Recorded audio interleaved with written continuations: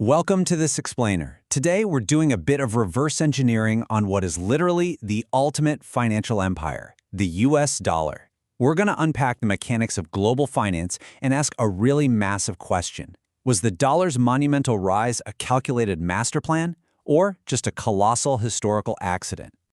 So, let's dive right into this. How did a system that was built just to save the world accidentally end up creating a financial empire?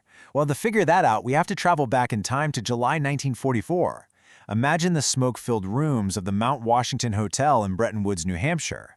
The world was obviously still at war, but inside those rooms, you had 730 delegates from 44 different nations, and they were already redesigning the global economy.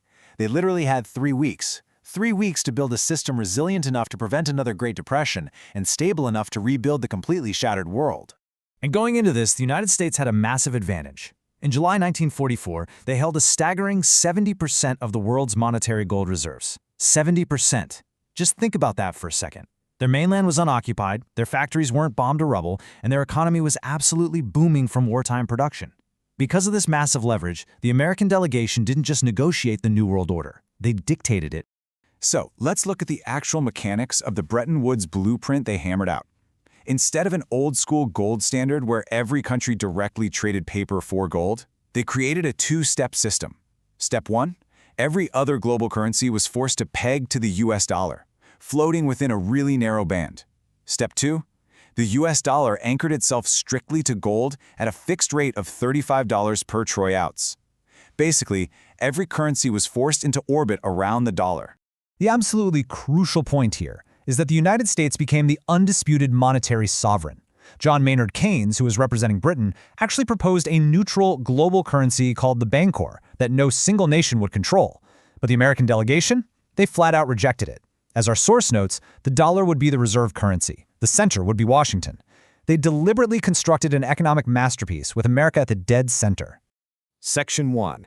The structural flaw, a ticking time bomb. But here's the catch. Hiding inside that economic masterpiece was a fatal, mathematically unstable crack. It was identified in 1960, and it's called the Triffin dilemma. It's a mathematical paradox, really. You see, for the global economy to function and rebuild, it needed dollars. And to supply the world with those dollars, the U.S. had to run persistent deficits, basically spending more abroad than it earned. But here's the trap. The more dollars the U.S. exported, the more foreign nations held. Eventually, those foreign nations would hold far more paper dollars than the U.S. actually had gold to back up at $35 an ounce. Mathematically speaking, the U.S. doomed its own gold backing. And you can see this crisis unfolding in real time. Back in 1948, the U.S. held $24.4 billion in gold. But by 1968, as the overseas dollar supply just exploded to fund global reconstruction and U.S. military operations like the Vietnam War, that number plummeted to just $10.9 billion. Nations like France started calling out America's exorbitant privilege, and they began aggressively demanding actual gold in exchange for their paper dollars. Gold was draining rapidly straight out of Fort Knox. Section 2. The Golden Illusion. Life inside the dollar system. Meanwhile, back at home, the average American was feeling nothing but unprecedented prosperity. During this post-war boom, GDP grew 4% annually throughout the 1950s. Median household income literally doubled. Home ownership soared to 62% by 1960. The GI Bill funded 4.3 million homes, and they built 41,000 miles of intersect highway. It was truly the golden age of capitalism, funded largely by credit and fueled entirely by this fundamentally unsustainable global imbalance. To put it into perspective, by 1960, there were 60 million automobile registrations. Suburbs like Levittown were exploding. Shopping malls were being born left and right. But all this consumption structurally required foreign central banks to absorb American debt. The whole thing worked magnificently, but only as long as those foreign banks held on to their dollars instead of demanding gold. Section 3. The Nixon Shock, the demolition. By the summer of 1971, the math finally breaks. Inflation was hitting 6%, the Vietnam War was costing a staggering $30 billion a year, and things escalated incredibly fast. In early August 1971, Britain requested that $3 billion of their reserves be converted to gold. That request alone would have wiped out roughly a quarter of America's remaining gold stock in one hit. So on August 13th, President Richard Nixon called a chaotic, highly secretive weekend meeting at Camp David. 2 days later, on a Sunday evening TV address, Nixon shocked the whole world by abruptly closing the gold window. He suspended convertibility, completely detonating the 27-year-old Bretton Woods system. And by March 1973, currencies were officially floating. This architectural shift was completely radical. Pre-1971, the world's monetary anchor was a dollar backed by physical gold. Post-1971, the dollar was completely untethered. It was now floating entirely on the sovereign creditworthiness of the U.S. government, which, by the way, is the exact system governing the money in your bank account today. Astonishingly, the dollar actually survived this demolition. How? Through sheer network effects and the total absence of any viable alternative. The transition was permanently cemented by the petrodollar. Through 1970s agreements with OPEC nations, global oil would be priced and settled exclusively in U.S. dollars. So the reserve currency demand that was once enforced by a treaty was now being enforced by global energy dependency. Basically, if you needed oil, you still needed dollars. But wow, this transition was not painless. Without gold holding it back, inflation just raged through the 1970s. By June 1981, the federal funds interest rate hit an absolutely staggering 20%. Federal Reserve Chairman Paul Volcker had to step in and trigger a massive, deep recession just to deliberately restore the dollar's credibility and crush inflation. It was a really brutal transition, but it worked. Section 4. The autopsy, accident, or master plan.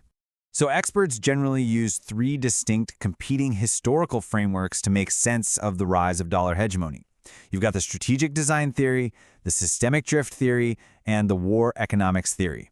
Let's look impartially at each one of these frameworks to see how they explain what happened. First up is the strategic design theory. This framework argues that Bretton Woods was an intentional architecture from day one.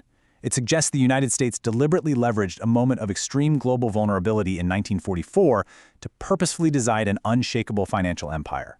Rejecting Keynes's neutral currency and putting Washington at the center, those were calculated moves to ensure permanent American financial dominance.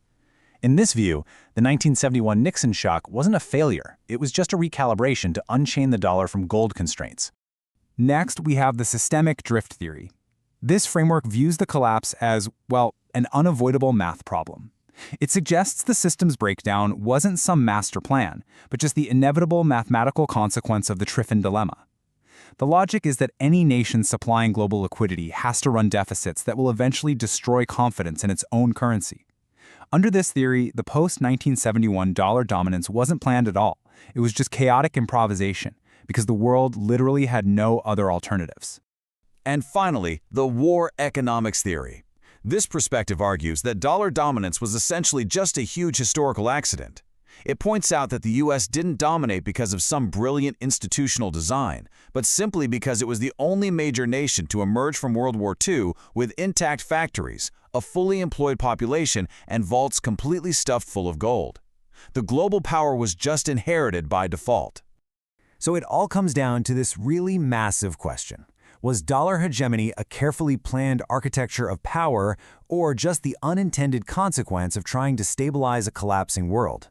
It's a fascinating question, and one that completely changes how you view the cash in your wallet today. I'll leave you to think about that. Thanks for joining me on this explainer, and I hope this deep dive has given you a powerful new perspective on the invisible forces that shape our world.